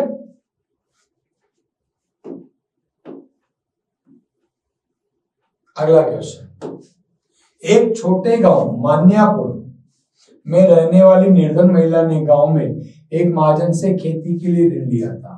किससे लिया? देखो ध्यान देना, महाजन से उसने क्या किया? कृषि कार्य करने के लिए ऋण लिया। समय पर कर्ज न चुका पाने पर उसने अपनी कुछ पैतृक जमीन बेचनी पड़ी। क्यों नहीं चुका पाई समय पर कर्ज? क्योंकि महाजन से लिया गया ऋण की ब्याज क्या होती है? अधिक होती है। ठीक है ना, पहला कारण। दूसरा कारण, पहले हम क्वेश्चन पूरा पढ़ लेते हैं। चुकाने पर उसकी अपनी जमीन, पैतृक जमीन बेच दी उसने। इस घटना के संदर्भ में आप ग्रामीण क्षेत्र में साख समस्या का विश्लेषण कीजिए। तो सबसे पहला, अगर ग्रामीण क्षेत्रों में व्यक्ति महाजन या साहूकार से ऋण लेता है तो वह उन्हें आसानी से तो प्राप्त हो जाता है, लेकिन उसकी ब्याज दर क्या होती है? बहुत अधिक होती है। होती या नहीं होती? और अगर वो समय पर उस ऋण को नहीं चुका पाते तो वह उन्हें समाज में बेइज्जत करते या नहीं करते। ठीक है, तो व्यक्ति क्या करता है? ऐसी स्थिति में समाज से बेइज्जती ना हो इसलिए क्या करता है? उस ऋण को चुकाने के लिए अपनी जमीन को बेच देता है। अब ऐसी स्थिति में पहले ही उसकी आर्थिक स्थिति कमजोर थी, अब ऐसा करने से उसकी आर्थिक स्थिति और भी क्या हो गई? कमजोर हो गई। ठीक है ना, और अधिक क्या हो गई? कमजोर हो गई। अगर उसकी आर्थिक स्थिति मजबूत होती बेटा तो क्या ऋण लेता? क्या नहीं लेता ना। लेकिन उसकी आर्थिक स्थिति कमजोर होने के कारण उसने सोचा कि कृषि में उत्पादन बढ़ेगा, इसलिए उसने महाजन या साहूकार से क्या लिया? ऋण लिया, वो भी अधिक ब्याज दर पर। ठीक है, अब अधिक ब्याज दर पर ऋण लेने पर उसने क्या, वो ऋण नहीं चुका पाई तो उससे अपनी जमीन का एक भाग बेचना पड़ा। अब उसकी आर्थिक स्थिति पहले की तुलना में और भी क्या हो गई? खराब हो गई। ऐसी स्थिति को हम बोलते हैं ऋण की नकारात्मक स्थिति। और ऋण की नकारात्मक स्थिति को सुधारने के लिए सरकार के द्वारा ग्रामीण क्षेत्रों में बैंकों, सहकारी समितियों, स्वयं सहायता समूह आदि की स्थापना करनी चाहिए, जिससे व्यक्ति साहूकार के जाल में न फंसे और उसकी आर्थिक स्थिति ज्यादा खराब न हो। ठीक है ना, तो इसका आंसर ये होगा।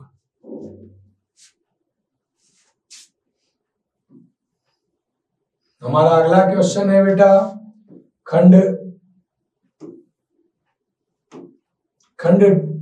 दर या सेक्शन डी। ठीक है, निबंधात्मक प्रश्न तो सिर्फ दसीमा लगभग 250 शब्द है। ठीक है, तो इधर देखो, असहयोग आंदोलन से पूर्व की घटनाओं की व्याख्या कीजिए। असहयोग आंदोलन से पूर्व की घटना, पहले की घटना बतानी है, तो हमारे को ये बताना चाहिए कि असहयोग आंदोलन कब हुआ था बेटा? जनवरी 1921 में। ठीक है ना, असहयोग आंदोलन कब हुआ था? जनवरी 1921 में। ठीक है, तो हमारे को जनवरी 1921 से पहले की घटना बतानी है। तो सबसे पहले अगर हम बात करें घटनाओं के बारे में, तो सबसे पहले हम बात करें बेटा तो जो आपको याद आता है वो तो सबसे सीधी घटना है जलियांवाला बाग हत्याकांड। 13 अप्रैल 1919 को हुए थे। रॉलेट एक्ट, ठीक है, वो भी कब हुआ था? वो भी पहले हुआ था। ठीक है ना, लागू हुआ था। इसके अलावा खिलाफत समिति, या हम बात करें तुर्की के खलीफा का अपमान। ठीक है, जब प्रथम विश्व युद्ध में अंग्रेजों ने क्या किया? तुर्की पर हमला किया, तो वहां पर मुस्लिम धर्मगुरु को, जिसको खलीफा कहा जाता था, उसको अपमानित किया गया और उसके सम्मान को बचाने के लिए भारतीय मुसलमानों के द्वारा खिलाफत आंदोलन प्रारंभ किया गया था। खिलाफत आंदोलन और असहयोग आंदोलन दोनों साथ साथ प्रारंभ हुए थे, ध्यान रखना। ठीक है, इसके अलावा जलियांवाला बाग हत्याकांड आपको पता है, इसमें अमृतसर के जलियांवाला बाग में बेटा निहत्थे स्त्री पुरुष बच्चों पर जनरल डायर के द्वारा गोलियां चलाई गई थी। ठीक है, उसमें हजारों व्यक्ति मारे गए थे। ये घटना आपको अच्छे से पता है। उनमें से कुछ वहाँ पे जो व्यक्ति थे उनमें कुछ व्यक्ति रॉलेट एक्ट का विरोध करने गए थे। हमारे को जलियांवाला बाग की पूरी घटना लिख देंगे इसमें हम। वो जलियांवाला बाग से बाहर निकलने के लिए कोई रास्ता नहीं था, क्योंकि अंग्रेजों ने उस रास्ते को क्या कर दिया था? बंद कर दिया था। और जनरल डायर ने वहां पहुंच करके सभी पर गोली चलाने का आदेश दे दिया था। रॉलेट एक्ट की बात करें हम, तो रॉलेट एक्ट लागू कर दिया गया। ठीक है ना, इसके अंतर्गत क्या होता था कि दो रॉलेट एक्ट में बेटा, इसमें हमने पढ़ा है कि इसमें 5 या 5 से अधिक व्यक्ति जो मार्शल लॉ में लागू किया जाता था। रॉलेट एक्ट को काला कानून भी कहा जाता था। ठीक है ना। क्यों कहा जाता था? क्योंकि इसमें उनको ये अधिकार मिल गया था कि वह किसी भी व्यक्ति को उठा करके गिरफ्तार करके जेल में बंद कर सकते थे, ठीक है। और उसे 2 साल तक बिना मुकदमा चलाए जेल में बंद रहना पड़ता था। तो इन सब घटनाओं के कारण, ये सब बहुत सारी घटना हो गई है, ठीक है ना। तो अगर हम लिखेंगे, इनकी डिटेल सबकी लिखेंगे, तो हमारा आंसर क्या हो जाएगा? असहयोग आंदोलन से पूर्व की घटनाओं की व्याख्या हो गई है, ठीक है। अगला क्वेश्चन देखो, राष्ट्रवाद का विचार भारतीय लोक कथाओं को पुनर्जीवित करने का आंदोलन से मजबूत हुआ, कथन की व्याख्या कीजिए।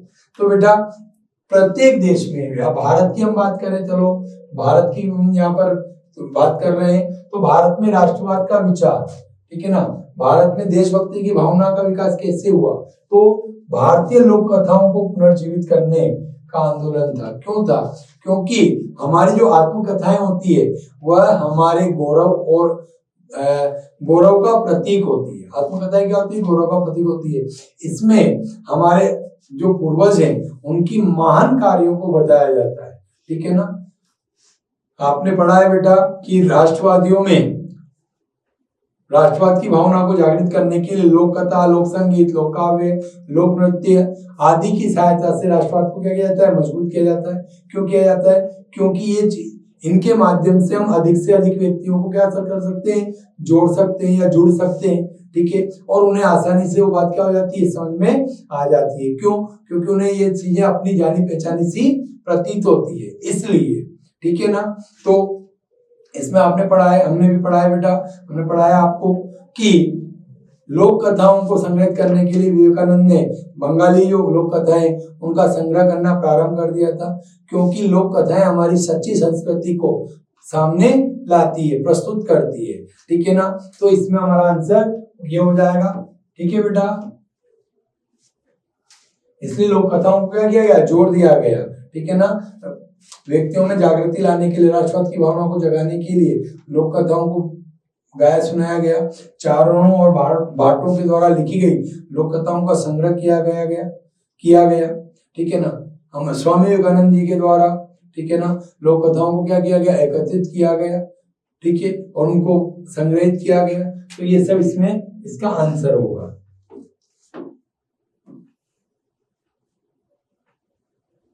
अगला क्वेश्चन है हमारा, ये भी हमारा बोर्ड में से पेपर में से ये क्वेश्चन बिल्कुल, भारतीय समाज अभी भी पितृ प्रधान है जिसमें महिलाओं के साथ भेदभाव होते हैं, इस कथन की विशेष विवेचना कीजिए। बेटा आज भी हमारा समाज जो है वो पितृ प्रधान है। क्यों है? क्योंकि हमारे समाज में लड़की के जन्म की अपेक्षा लड़के के जन्म को अधिक महत्व दिया जाता है या नहीं दिया जाता, ठीक है। दूसरा, माता पिता अपने संसाधनों को लड़की की अपेक्षा लड़कों पर ज्यादा खर्च करना पसंद करते हैं, ठीक है। लड़कियों को उच्च शिक्षा ग्रहण करने से रोका जाता है, ठीक है, जबकि लड़कों को उच्च शिक्षा प्रदान की जाती।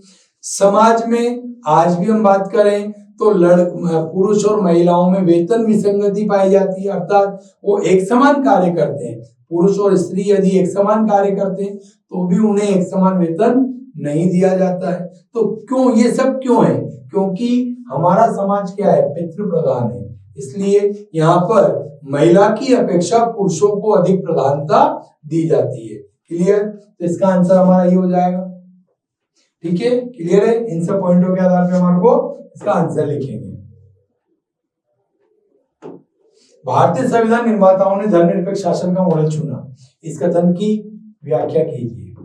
तो भारतीय संविधान निर्माताओं ने धर्मनिरपेक्ष का मॉडल चुना, इस कथन की व्याख्या कीजिए। क्योंकि बेटा हमारे संविधान में छुआछूत को क्या माना गया है? पाप माना गया है, ठीक है। हमारे संविधान में किसी एक धर्म को राजकीय धर्म या राष्ट्रीय धर्म के रूप में स्वीकार नहीं किया गया है।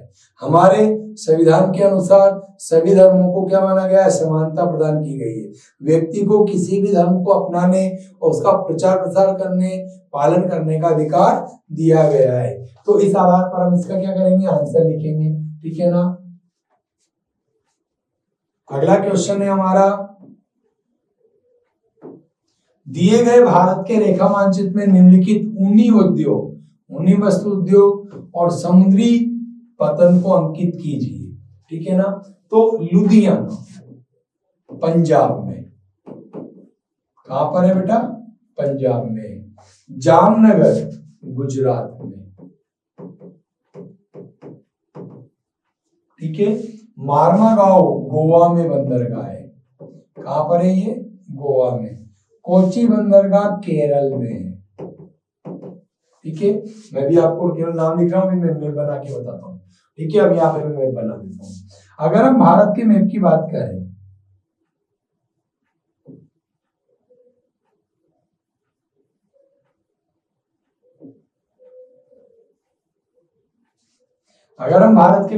करें, तो लुधियाना, तो ये यहाँ पर पंजाब है।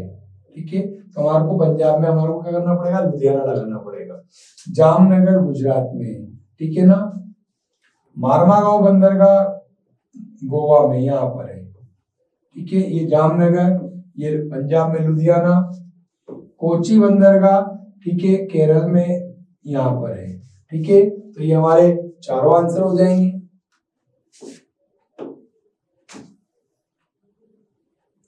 अथवा में क्वेश्चन दिया गया है बेटा हमारा, दिए गए भारत के रेखा मानचित्र में निम्नलिखित उन्हीं वस्तु उद्योग और समुद्री पतन को अंकित कीजिए। पहला है अमृतसर। अमृतसर आप सब जानते हो पंजाब में। अहमदाबाद गुजरात में। तुतीकोरिन तमिलनाडु में।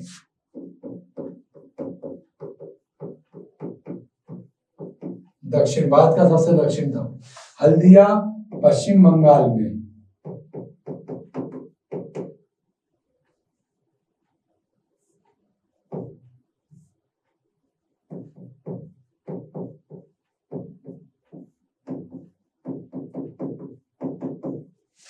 ठीक है। अगर हम इसको मैप में देखते हैं तो वही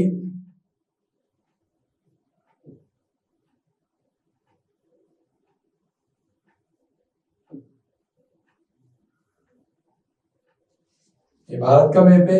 ठीक है। सबसे पहले अमृतसर, तो अमृतसर बिल्कुल यहाँ पर पंजाब में। ठीक है ना।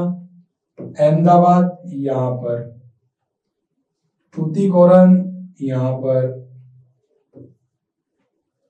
हल्दिया बिल्कुल यहाँ पर है बेटा।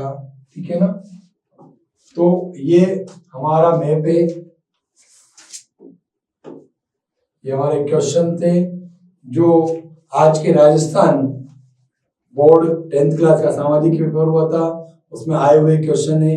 हमने उनकी आंसर शीट आपको उपलब्ध करा दी है। ठीक है। और आप ये ना सोचिए कि हमने आंसर शीट उपलब्ध कराई है, आने वाले पेपर अर्थात जो आपका आने वाला पेपर है, साइंस का पेपर है, विज्ञान का है, गणित का है और संस्कृत का जो आने वाला पेपर है, आप उस पेपर में हमारे होने वाले टेस्ट के पेपर से भी आप उन क्वेश्चन का मिलान कीजिए। हम गारंटी से कहते हैं कि आपको हमारे टेस्ट के पेपर से बहुत अधिक क्वेश्चन मिलेंगे। ठीक है। इसके लिए आपको टेस्ट के पेपर कहां से उपलब्ध होंगे ये भी मैं आपको बता देता हूं। हमारा निशांस डिजिटल प्लेटफॉर्म जो है, वहां पर आपको हमारे टेस्ट के पेपर ऑनलाइन उपलब्ध हो जाएंगे। ठीक है। यदि आप ऑफलाइन प्राप्त करना चाहते हैं, यदि आप हमारे टेस्ट के पेपर, जैसा कि आपने देखा है हमारे 3 पेपर हुए हैं, पहला इंग्लिश का हो चुका है, दूसरा हिंदी का हो चुका है, तीसरा सामाजिक का पेपर हो चुका है, चौथा अब हमारा, और इन 3 पेपर में बहुत सारे क्वेश्चन हमारे टेस्ट से मिले हुए हैं। इसके अलावा आने वाले साइंस का, विज्ञान का पेपर, गणित का पेपर, संस्कृत का पेपर भी आपको हमारे टेस्ट सीरीज में से बहुत अधिक क्वेश्चन मिलेंगे। आपके फ्यूचर के विकास के लिए आप हमारा निशांस डिजिटल प्लेटफॉर्म जो बना हुआ है उससे जुड़िए, उसको चयन कीजिए, आपको इससे फायदा मिलेगा। ठीक है। और मैं आपसे फिर बोलता हूं बेटा, ये निशांस क्लासेस प्राइवेट लिमिटेड का वादा है कि हम बच्चों का भविष्य उन्नत करते हैं। हम बच्चों का क्या करते हैं? भविष्य को उन्नत करते हैं, उन्नत बनाते हैं। ठीक है। इसलिए हम बच्चों के साथ जी जान से लगे रहते हैं। इसलिए हम बच्चों के साथ कैसे लगते हैं? जी जान से लगे रहते हैं। आप हमारे ऑफलाइन क्लासों में भी आकर के देखिएगा कि हम 12th क्लास की बोर्ड क्लास के जो है उन बच्चों को, उनको पढ़ाने वाले जो टीचर हैं उनको देखिएगा आप कितने दमदारी से वो बच्चों की तैयारी करा रहे हैं। हमारे 10th क्लास के बोर्ड के पेपर को देखिएगा कि वो कितने दमदारी से बच्चों को तैयारी करा रहे हैं, ठीक है। और इसी कारण से हमारा ऑल इंडिया में हमारा नाम हो रहा है, ठीक है ना। हमारा पूरे राजस्थान में हम टॉप रिजल्ट देते हैं, इसका कारण यही है, ठीक है। और हम आशा करते हैं कि आप निशान डिजिटल प्लेटफॉर्म से जुड़ेंगे और अपने फ्यूचर को उन्नत बनाएंगे।